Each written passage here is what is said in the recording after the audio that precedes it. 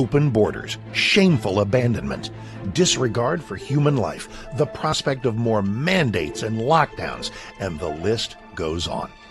Now more than ever, we need to stick together. Voting alone is not enough. We must use our dollars to support like-minded companies that fight for our rights and beliefs.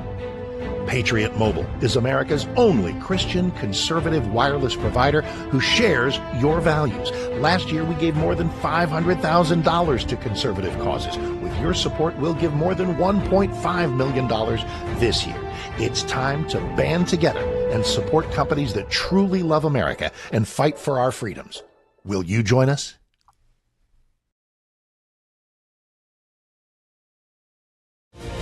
This is Kentucky's Voice Radio, covering the latest state and local issues with Tom Fallbush, Bob Scott, and Jim Waters. All right, welcome to Kentucky's Voice. I'm your host today, Tom Fallbush, with my special guest.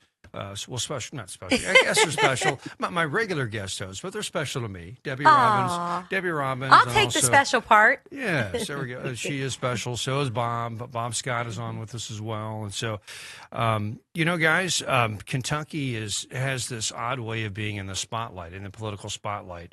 And, I guess everybody knows that, if you're from Kentucky, you just notice that we've had a lot of interesting politicians that are from here that represent us nationally.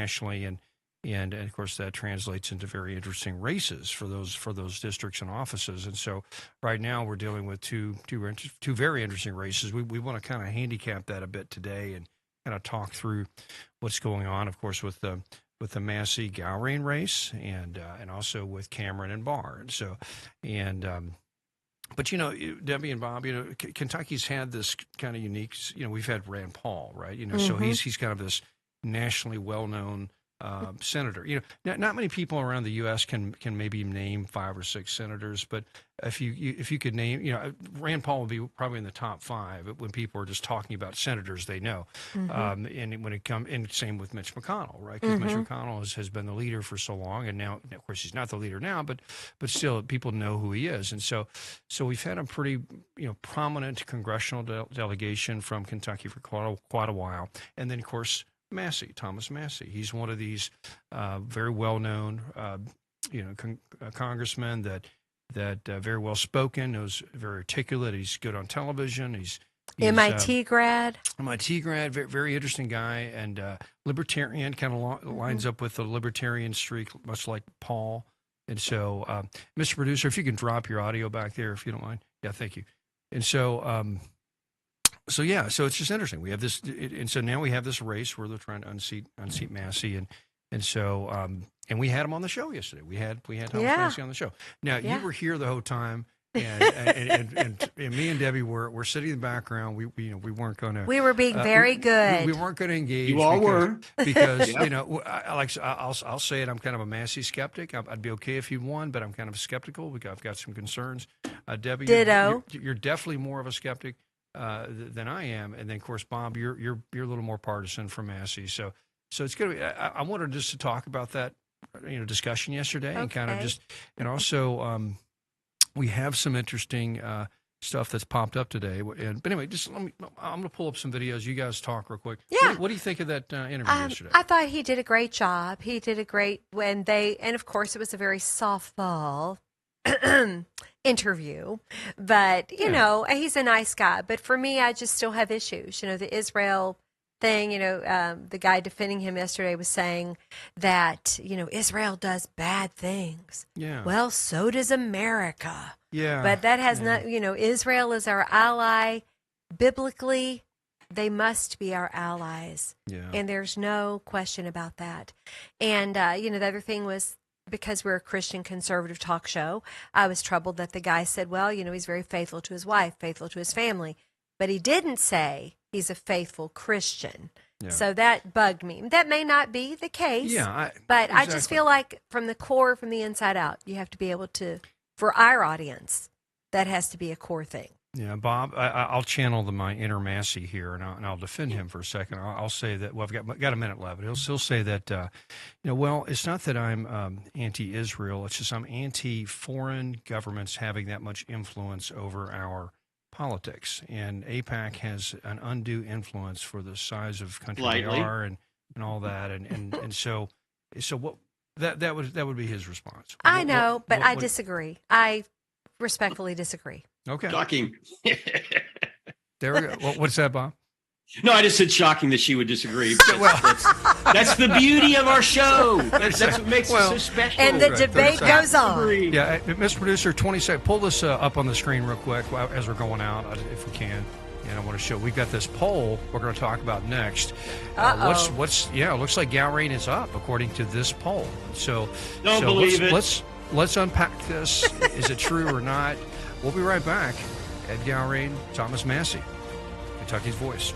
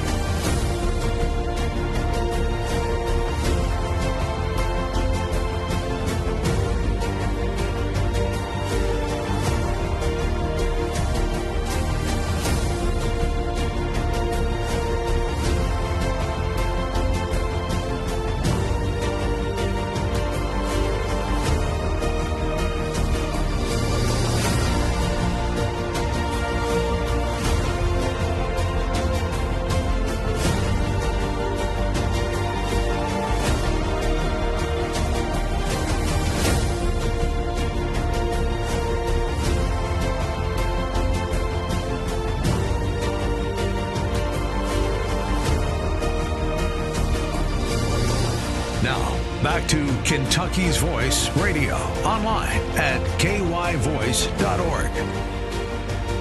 All right, welcome back to Kentucky's Voice. We're talking about Thomas Massey and Ed Gowrain. And these little wires behind me are rubbing. So I'm going to fix them because they always look bad. Okay, there we go. So we're talking about Ed Gowrain, Thomas Massey. And Mr. Producer, pull up this poll. This is a pretty interesting poll. It came out a few days ago. It's pretty controversial. It was only about 1,000 people they polled. And it's weighted. And it's very weighted. Andrew Cooper Ryder made a good point about this. A higher percentage of 55 plus or 65 plus were polled versus who actually show up to the polls. But may I say in defense of that, Yeah. at the primary, because I'm an election officer and have been for a quarter of a century, I'm getting older. The older crowd shows up. Yeah. I mean, They they do. That's show right. up. They In show my up. That's precinct, true. That's in my right. precinct, true. I'm telling you, 100%. That's right. Well, let me say this real quick. Could Massey lose? Yes. I mean, even he has said that. However, I think because of the $30 million that has been spent, mainly from Gowrain's side, AKA using a lot of the political action committees, vast majority of money coming into this race has been from, I think that has energized. And I think we're going to be surprised. Maybe not, but I think we're going to be surprised on election day, when that rolls around. I think you're going to see a lot of the, and I'm part of the baby boomer crowd. I'd be the first to admit that.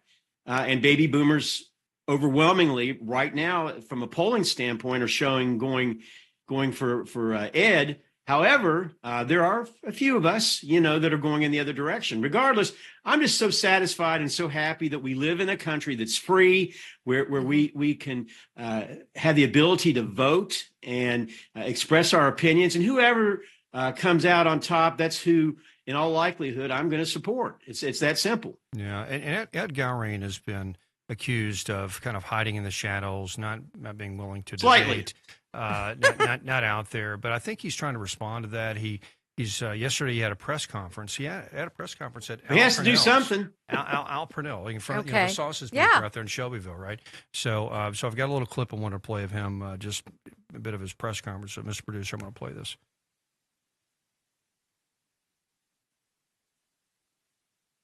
Yeah, I hear the sound. So.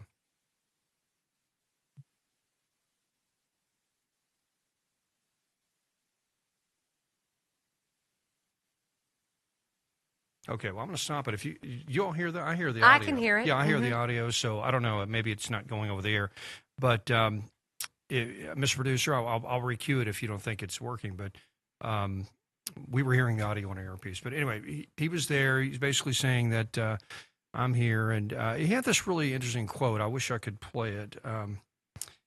Let's see. Thomas Massey basically. Well, while you're finding that, again, yeah, he has missed 8 out of 8, 100%. He's been 100% on debate opportunities.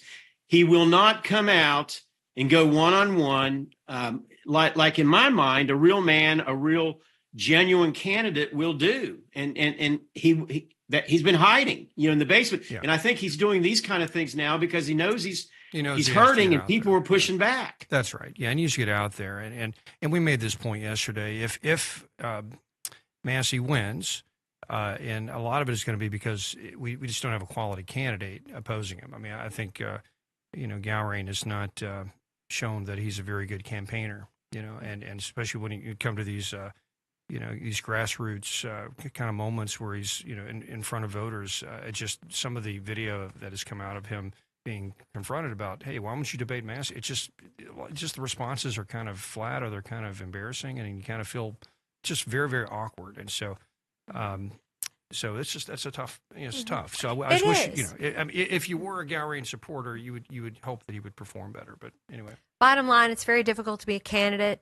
And I'm very proud of all of them for running. And we're picking our team. And we just need to ask God for wisdom that we pick the best one. And I'm so glad we have some other people with us here today, too. That's true. Yes. That are running. That's right. We sure do. And last thing I'll say about this, that race is really just a referendum on Massey. It's not about Gowring. It is. It's about Massey. So are you up for Massey or down for Massey? And then you just vote either way. But anyway, okay. Bob, I want to switch over to you. We have a candidate that's running for office. Yeah, I'm excited now. about this candidate guest, on the program today. He's from my neck of the woods. I live in Shelby County. In fact, I'm working out of my home studio today, and he is a conservative. He is the agency manager for Kentucky Farm Bureau. He's been with them for 40 years. Can you imagine being with any company for 40 years? That's great. He's a great guy. And I, as far as fair disclosure is concerned, I've been a customer of Farm Bureau for about as long as I can remember, at least 30 years. So, Pat Hargadon, welcome to Kentucky's Voice, sir. It is our honor and pleasure to have you on the program today. It is truly my honor to be here, and thank you for the invitation. Truly. Well, tell us just a little bit about yourself. You have an intriguing story, and we've talked a little bit about that, but just so our viewers and listeners will know a little bit more about you, I'd appreciate it. Sure. Well, I grew up on a farm in Waddy, Kentucky, in the southeast corner of town. Kind of grew up in a tobacco patch like most young men my age. I tell people on a daily basis, I am truly the luckiest guy in Shelby County.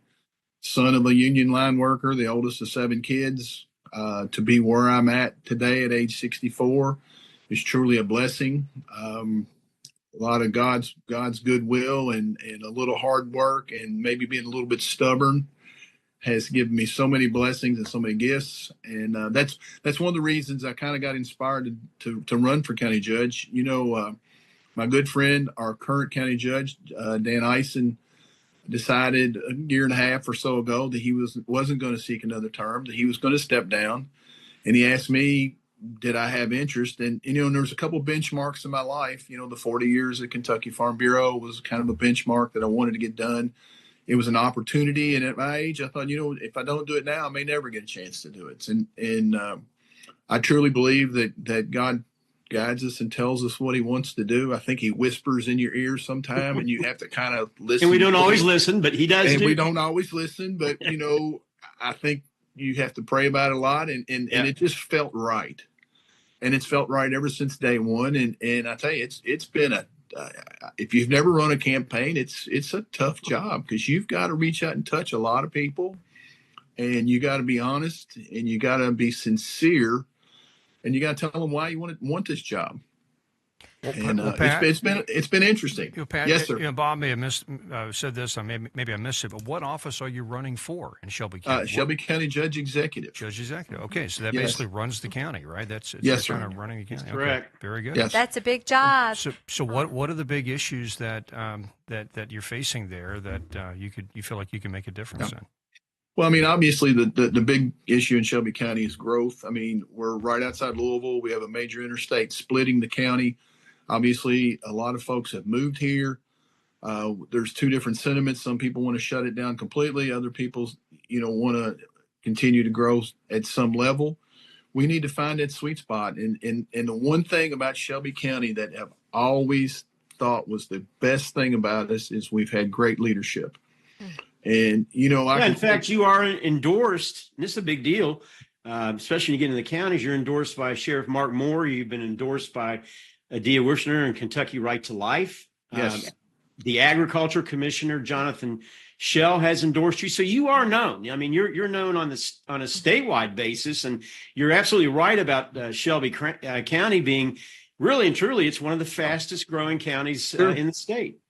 It is. And, we get growing pains. We've got, I've been heavily involved in a lot of the nonprofits over my career at Kentucky Farm Bureau.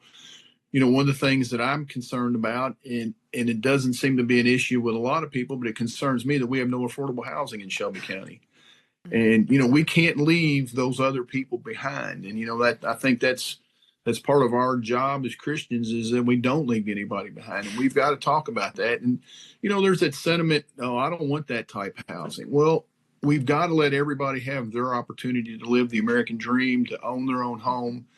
And, a lot of what we're building out here now is just unaffordable for a large section of our population. Pat, So, hey, yes, Pat, ma'am. it's Debbie here, and we're so Yes. glad to have you on the show today. Thank you so much. Thank I love you. Shelby County. It's absolutely gorgeous. Now, I'm going to bring up a contentious issue, but it's one very important to the whole nation. I Yes, think ma'am. a lot of going on in Shelby County, the reason why we don't have affordable housing, whether it's Shelby, Jefferson, wherever, is there's a lot of illegal immigrants that are living in our current housing. Yeah. And I want to know what you're Excellent going to point. do about that. Yeah. If you are, that I know it's contentious, and I know Yes. farmers want their help, but Yeah. nonetheless, they've broken the law. My son is 21. He's in college. There's no way on Right. God's green earth right now that this kid could get a home for quite a Right. while. So help me out here. Well, two thoughts. First off, I've got some, my kids are late 20s, early 30s. Their idea of a starter home is much different than my idea of a starter home. Yes. When I was 21 or 22, if I could have gotten anything that outside a refrigerator box, I would have thought that would have probably been okay. Standards have changed a little bit, but that's a different subject for a different day. The interesting point about the migrant issue in Shelby County is the last time I looked, and you can verify this, Shelby County had the highest population of immigrants in the state of Kentucky. Yep. They were brought here or came here. Let me put it this way. They came here as early as the late 80s, early 90s to work in tobacco. Mm-hmm. What happened was tobacco has slowly faded away. And what happened is those people transitioned to framing houses, landscaping, roofing, all the other jobs. And But are they probably legal citizens? That's my question. Are they legal citizens? I would speculate some are, some are not. I think the bigger issue is there's two things. One, if you're a criminal in this country and you came here illegally, there is absolutely no place for you ever. Mm-hmm. On the other hand, we have got to make the project.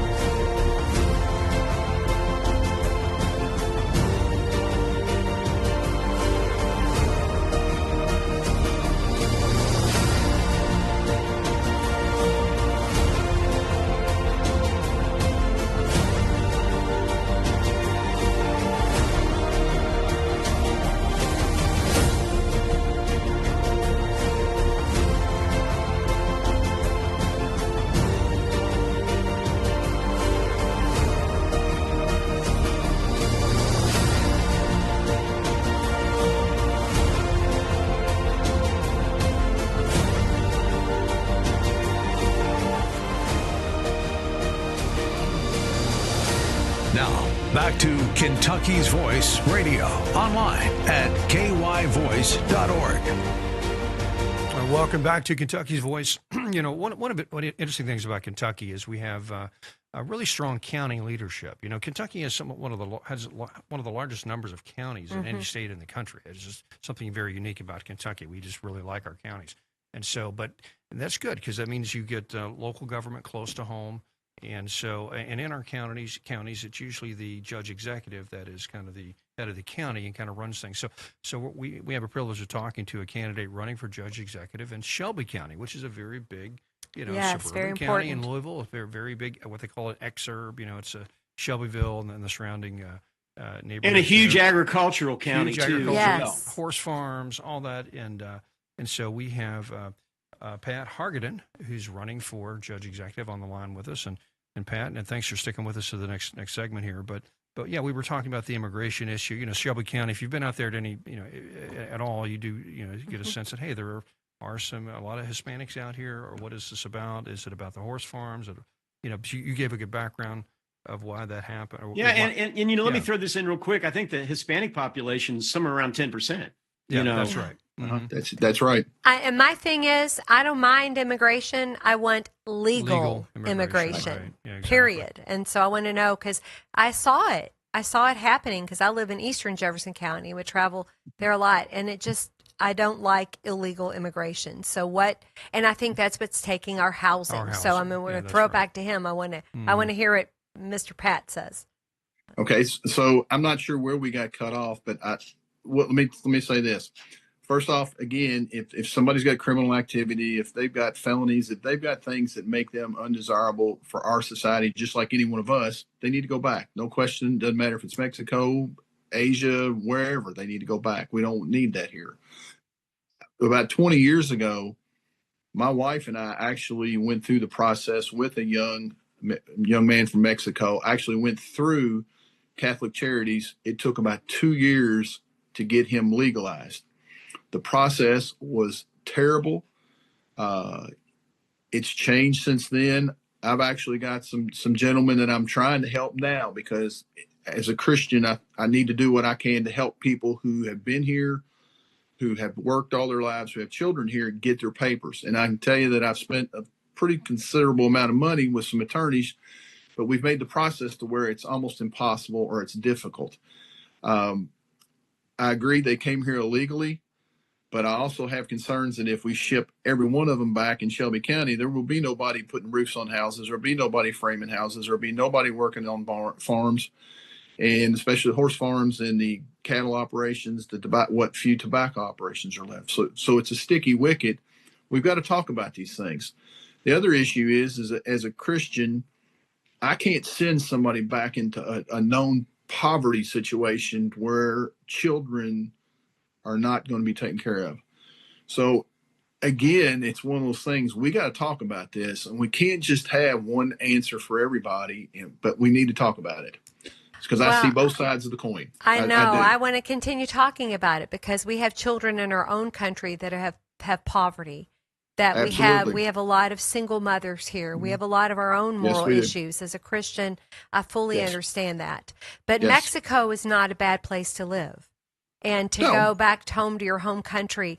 And again, having a young son who wants to start out in life and be able to get that little small house in Jeffersontown or Middletown or wherever. Right? Anywhere. Prices are shot up. Yeah, they're shot up high because of illegal aliens that are here, and rents that are inflated that are outrageous. I mean, he rents a house right now with 4 boys. He's in college. Those kids are paying, $3,000 a month. It's insane. Well, so I think there's a lot of different areas we could look at. One, I've been heavily involved with several of the nonprofits here locally who are trying to help everybody, whether it be affordable housing, whether it be children have food issues, insecurities. One of the things I'm most proud of is back about in 2019, I helped start the Farmers Feeding Families program, which is a proteins-based food that goes to all the nonprofit centers here, the food kitchens. We've got to focus on that. The immigration issue is going to be more of a federal issue than it is anything. We've got to get to talking, and the 4th district race that's going to come out somewhere. Whoever ends up winning that race, we're going to have to start talking about immigration. I appreciate you so much, and I don't mean to keep pressing on you, but again, would you be one of your county judge executive of Shelby County and ICE? ICE is all over the place, but if they're coming into your community, are you going to push back, or will you cooperate with them? And if they have to come into Shelby County, and that's the thing, it is a federal issue, but it does affect us from the local on up. So what is your stand on that when you see other local and state officials in other states not cooperate?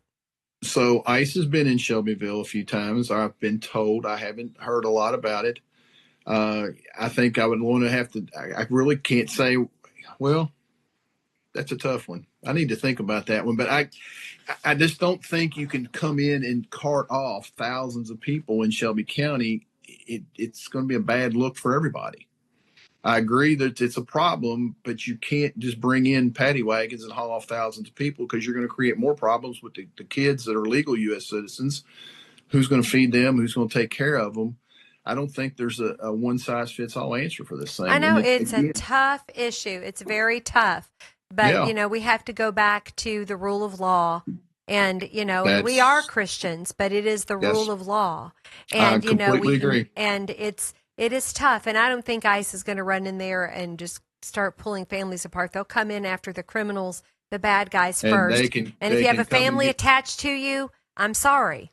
You're going to have to go home. The question is, if it's a criminal issue, if it's a criminal issue, they're going. That's without doubt. Criminals. I guess the way to frame it properly is Shelby County going to be a sanctuary county? Yes, right.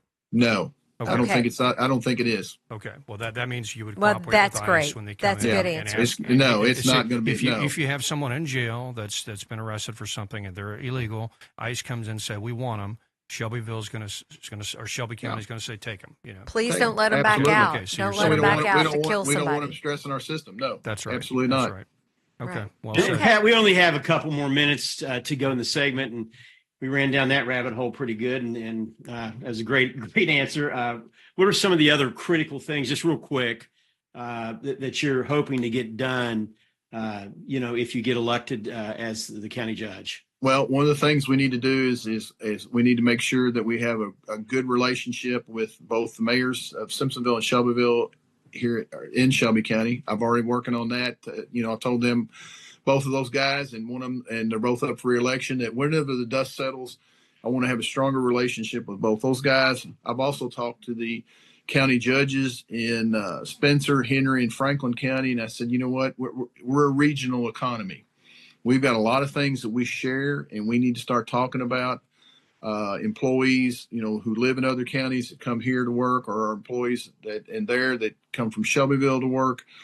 We are truly a regional economy, and we all share things being right outside Louisville. That's important. The other thing I want to talk about is our school system. There's an opportunity for more partnerships between county government and the education system.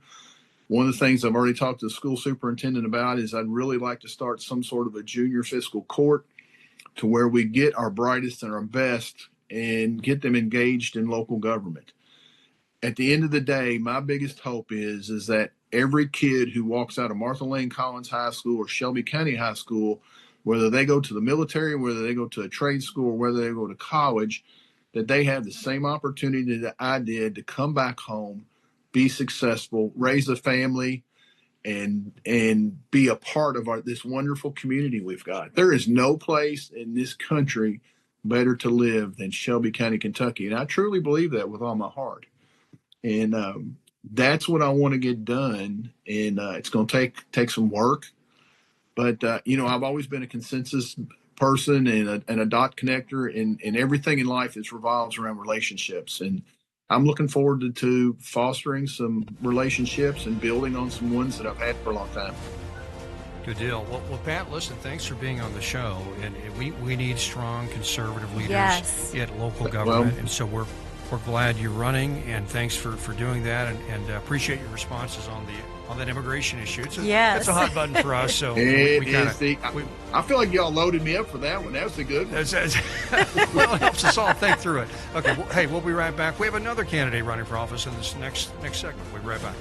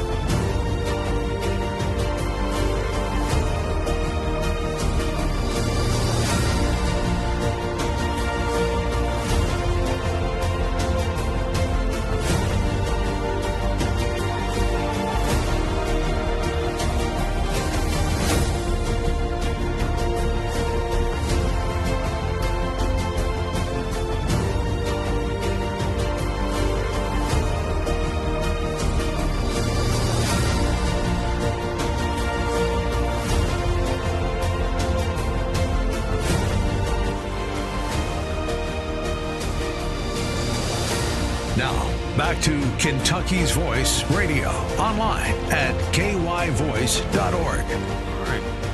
All right, welcome back to Kentucky's Voice. You know, it is primary season, right? And actually, early voting is open right now because, you know, the primary voting day is Tuesday of this coming week. What, the 19th? The 19th. The 19th. But early voting's open right now, so you can go vote. If you're listening to this radio channel or station or TV channel, you have polls in your area. You can go vote right now in the primary. And so we are talking to candidates that are running for office today. And may I jump in there so they understand, Tom, that today and tomorrow is early voting. You'll need to look online to see the different places you can go. But on Tuesday, if you wait till Tuesday, you've got to go to your regular voting precinct where you vote traditionally on election day. There we go. Great. There we go. Because Debbie has run these polls for years. She knows exactly how to pull this off.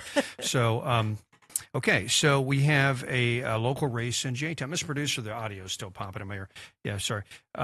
So we have a local race, and for councilman. Councilman, is that what it is? It's a council.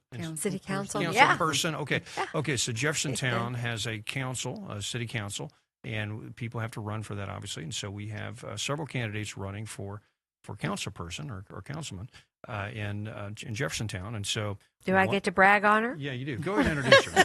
All right, good. You know her better. All right. Well, because I know this wonderful lady personally, and Pam Thomas Hickey was born and raised in Jeffersontown. So those out there listening in Jeffersontown, by the way, everybody call us 502-571-0970. Text us. But Pam Thomas Hickey was born and raised in Jeffersontown, is a proud Jeffersontown High School graduate, as am I. We have an incredible community, just like Shelby County. We believe Jeffersontown is pretty amazing. And Pam is running for Jeffersontown City, Council. And she's just served her first term running for re-election. And I want to show everybody her poster. Here it is. If I get it right here in front of my, is it there? I can't see. Yeah. So she says, re-elect Pamela Thomas Hickey. Be picky. Vote Hickey.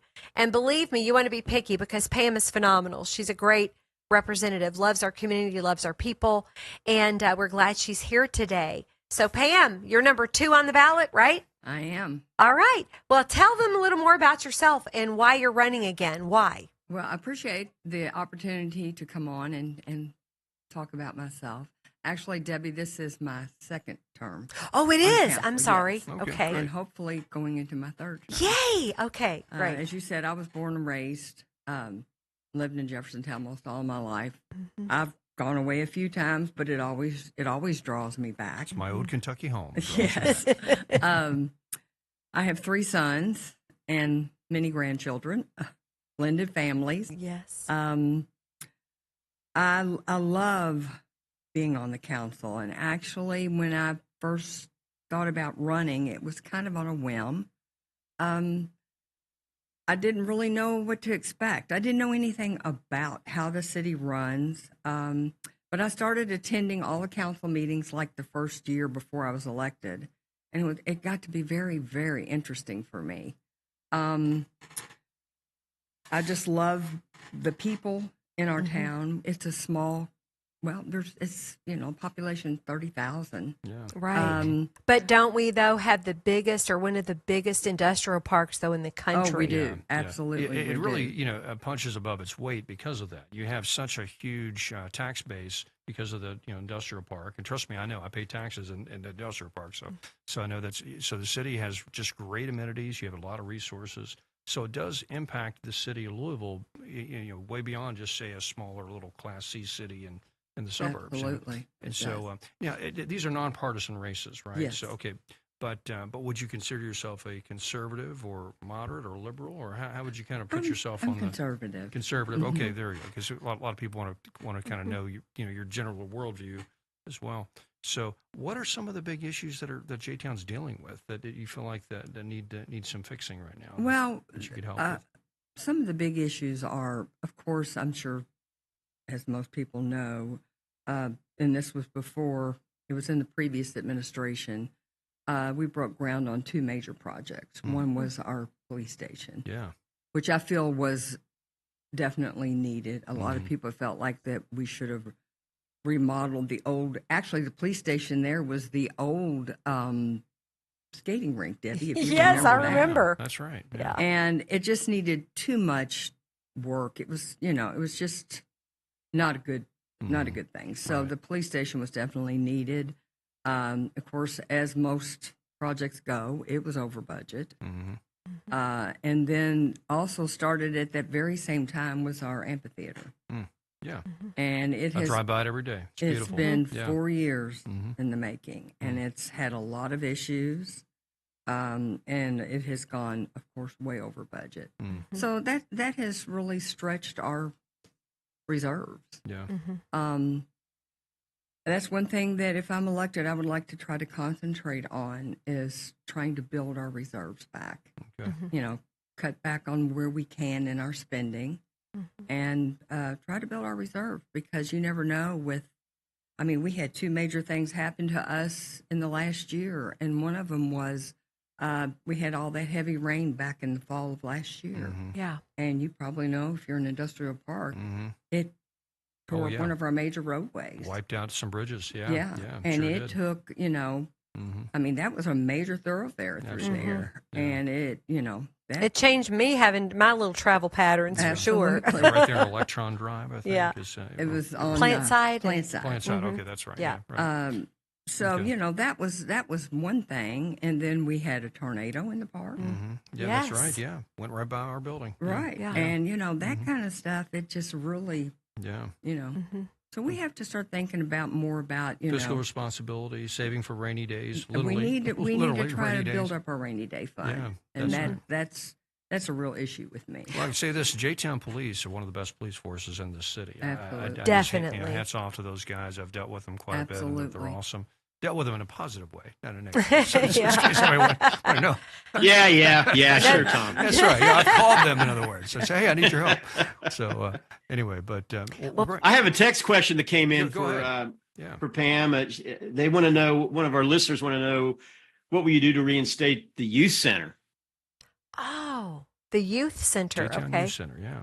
The youth center. Yeah. I don't know exactly what you're talking. I don't know exactly what you're. I'm not talking sure either. I don't live over about. there. I It's just don't a know what question you're that came talking in. about. Okay. Honestly, There must have been I a youth don't. center at one Has time. there yeah. have people talked to you about that? Maybe, constituents saying, "Hey, what can we do for youth in Jeffersontown?" Have you had those kind of questions?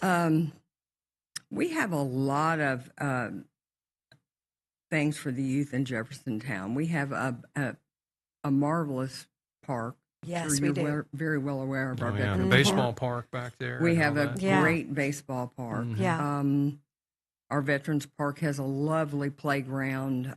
We have Plainview Swim Club. There's tennis there. There's a playground there. There's basketball goals at the Veterans Park. Yeah. We have there's another little park. It was just brought to my attention not long ago. It's Auburn Park. Yes. It's off Thomas Drive there. Right. Yeah. And it's kind of been a little forgotten park, and it Right. was brought to my attention that it needed some love. You know, So let me say this about the Veterans Park. If you're a lover of history my and you goodness. appreciate just military history or just history in general, you should go to that park in J-Town. It is fascinating, and there's a section there where the local Vietnamese community built a kind of memorial to their plight or their sort of what happened to them in the Vietnam War, and it's a story. A visual story of what happened from like how the communists basically just took over the country and kicked them out, and it's a very interesting celebration to these South Vietnamese people and culture and army, and it's just it's got a lot of pictures, and it's just very interesting. It really surprises just to see that when I was there, and I just hats off to J-Town for putting that up because it's phenomenal. It really is.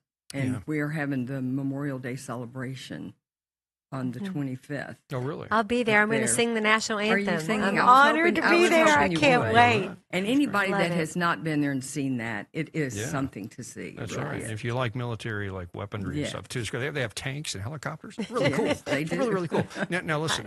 Question. I've always been curious about this because there's a state law that was passed that allows cities in Jefferson County to smaller cities to expand or to develop. Has there been any talk about expanding J-Town? Because as someone that lives in Fern Creek who has seen that our area just totally overdeveloped, and downtown Louisville could care less. They just want our tax money. They don't care about how we develop, and so I would much rather be part of J-Town than Metro government.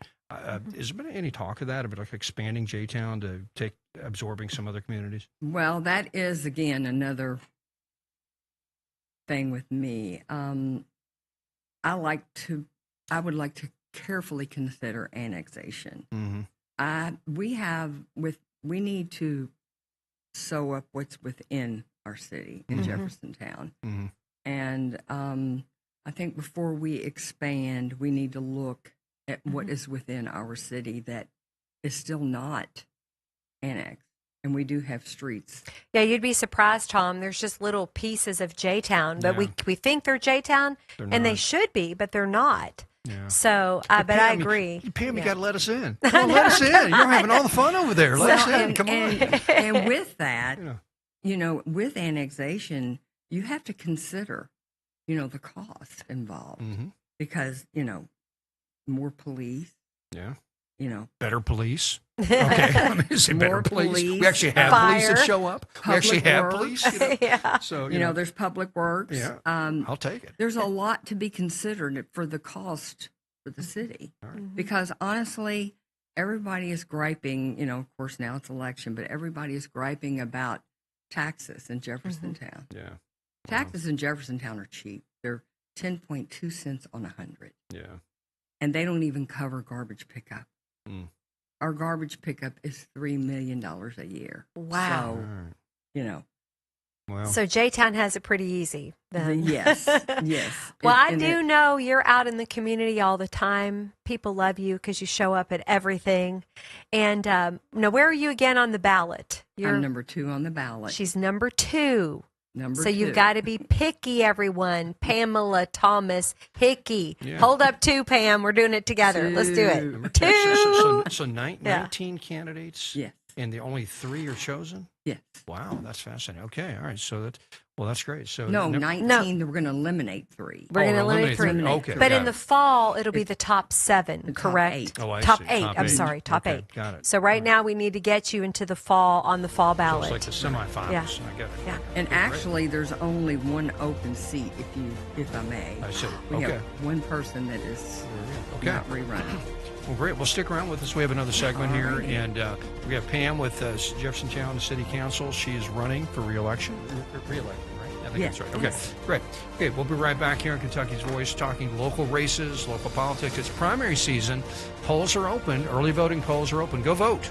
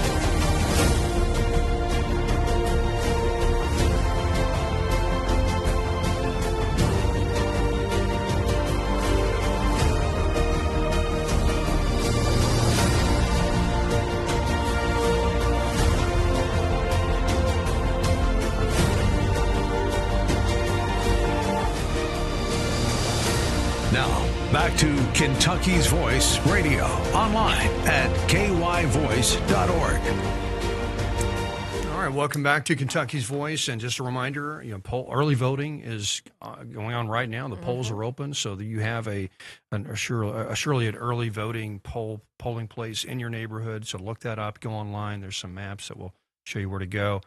Tuesday is primary election day. So And you vote at your normal precinct that's on right, that day. on Tuesday. Exactly right.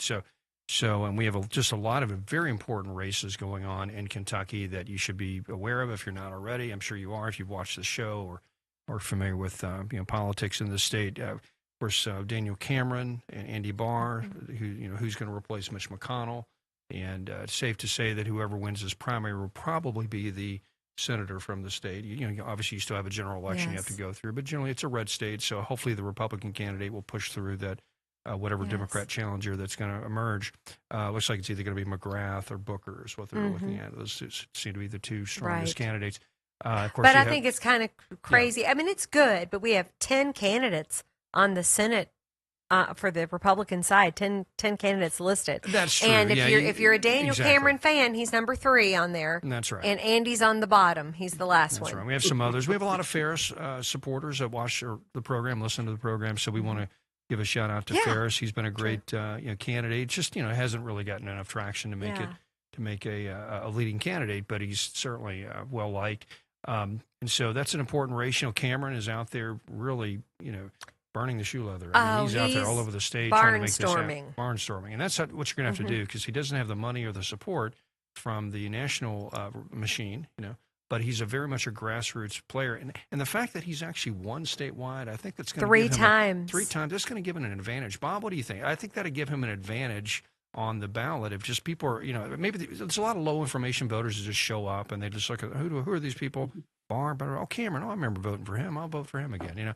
So a lot of that will go on. I think Well, yeah. I think he's, in my opinion, despite, we had Richard Nilsson on the program yesterday, and he was saying what he's been seeing and hearing, that he thought Barr was going to win. It's kind of surprised that he said that, but it's his opinion, and that's really all we all are doing is semi-professional prognosticators. So we're all bloviating. That's what we do. We're definitely full of a lot of bloviation. There's no doubt. That's right. About that. That's right. Especially if you could hear us off air, folks. Let me tell you, That's the better show. Ripe and juicier We than need to this. do a But post show that's online. Yes.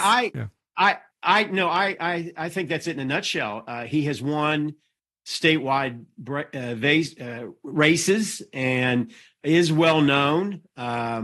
The only one he lost was, to Bashir.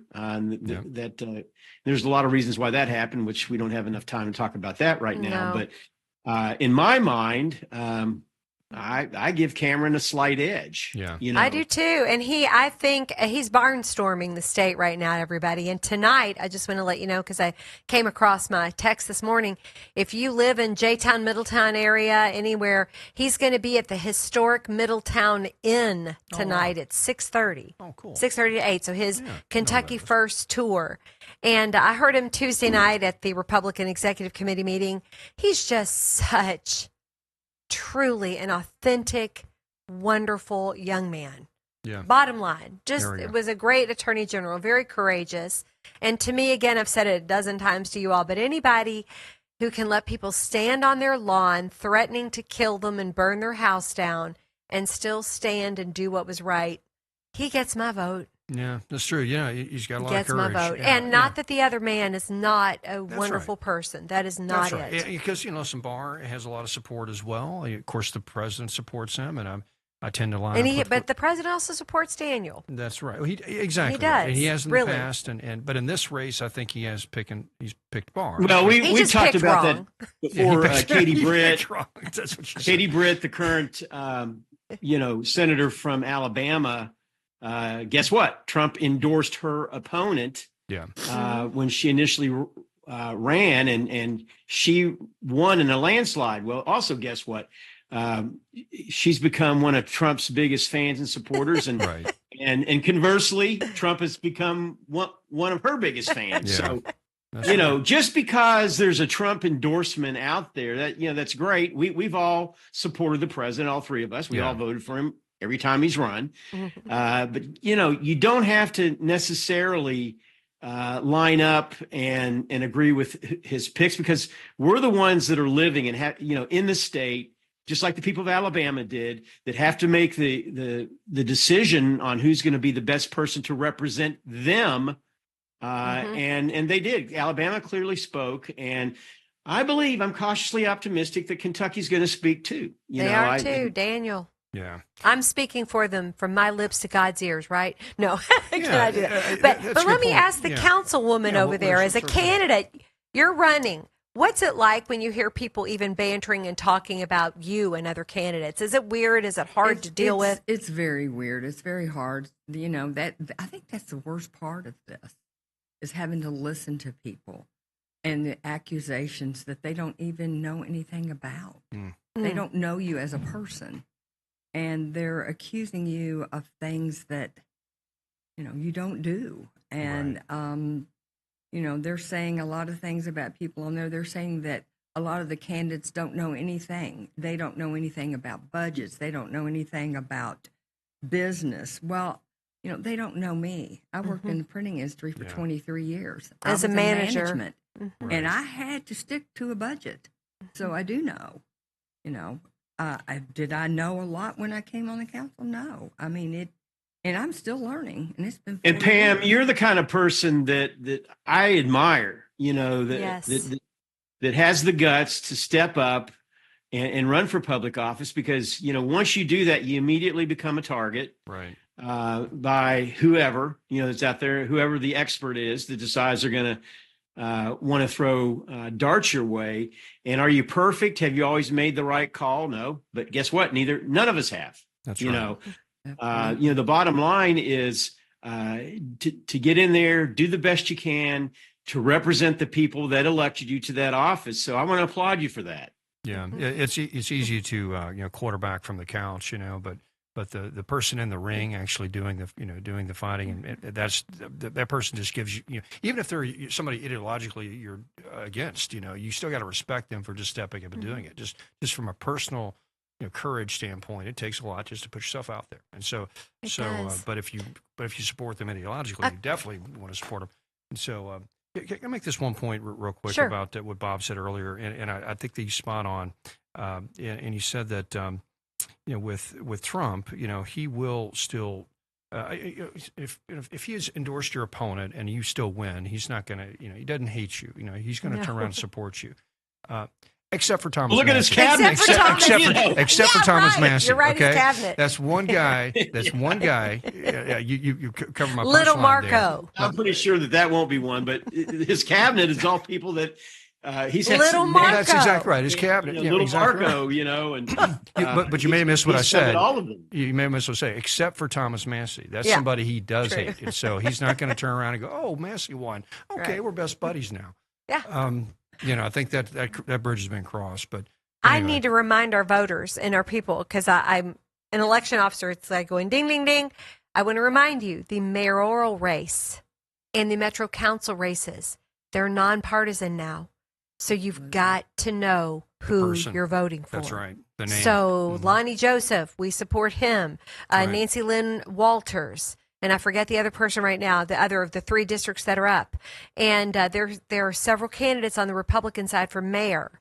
And you've got to know who you're voting for, because it's not going to say R or D. You've got to know. Yeah. And by the same token, independents, get out and vote. You can vote. And also they passed the law this year. Judges, we're going to soon be able to know their parties. Now, they might all switch into independent to try to confuse us, but we'll figure it out. But that's okay. Maybe Monday we ought to put together just a recommended voting guide or something that we can put up on our social media or something. Because there are a lot of good candidates who've been on this program. Maybe people have forgotten their names, and you're going out to the polls. And so, Bob and Debbie, let's try to work on that. Let's just at least do a post of people that have been on that we I guess support. I mean, I don't know if we're necessarily endorsing. We're supposed to be at the media. We're supposed to be nonpartisan. Oh yeah. But whatever. There's people. And I forgot like, to mention the Congress race too. We've got some great candidates for Congress. We had the young woman here, Maria Rodriguez. Yes, right. I'm a little queasy sometimes about voting for someone who was not born in our country, but I've never met a more American a woman who took them 11 years to get here. That's right. Legally. That's right. And their lives were in danger. If you're going to give somebody a pass on that topic, I give a pass to somebody that's Cuban, a Cuban American, because they get it better than anybody about what the dangers of this leftist. Oh my goodness! Garbage. So she's running for Congress on our side. Right. So I mean, there's others too. I don't mean to negate the other 3 candidates on our team. So we were trying to choose our team on the Republican side. Bob, Debbie and I and you were talking yesterday about the fact that Louisville, we're one of the few blue cities in the U.S. that may have a chance of flipping its Metro Council seat to a conservative majority, and so one of the few major metro areas that could have almost a Republican or conservative leadership or governance. And Debbie, I think it's because of the Cuban community here. Oh, okay? 100%, because they are the second largest Cuban community in the United States, aside from Miami. And look at Miami's got a Republican mayor. Yes, right? and Maria told us the other night. She said, "And we vote Republican." She was very clear about that. They all get it, And so that's one thing that I celebrate our Cuban friends here, and thank you for coming in and maybe saving our. And that's why we've had ourselves. Vladimir Gutierrez has been he's been on the show many times with me and you, Tom, and in our station. He's a Cuban American, has his own show, and is as red as red gets. Exactly right. Exactly. Red from American red, because you go overseas, red means communist. Well, true. Here in America, red means Republican. That's a whole different discussion. Red's a good thing here. But may I just say for please. Pam, get on here with me. Hold up number 2, Pam, that you are number 2 on the ballot. Let everybody know. Let them see your beautiful. Thanks, Tom. Number 2. Yeah, she's number 2 on the Jeffersontown City Council. Go that way. This way to this Jeffersontown City Council. Be picky. You've got to vote for Pamela Thomas Hickey. She's going to be amazing. What do you think, Pam? What do you say? Tell them. You tell them. Vote 2. Vote Pam Hickey, City Council. That's awesome. That's awesome. J-Town. So awesome. What a great city. Get picky with Hickey. That's right. right. Isn't that cool? Yeah. Boy, if we could only have Mayor Dourif in Louisville, wouldn't that be great? So, there we go. So maybe he'll run again. I don't know. Okay, well, listen, guys, thanks for listening today. Have a great weekend. Remember, early voting's open right now, so you can go today and go vote. You can go vote for Pam or Pat or whoever you're voting for, the Senate, whatever. There's a lot going on. So anyway, but Tuesday's primary voting day, so remember that day. We'll see you on Monday here at Kentucky's Voice.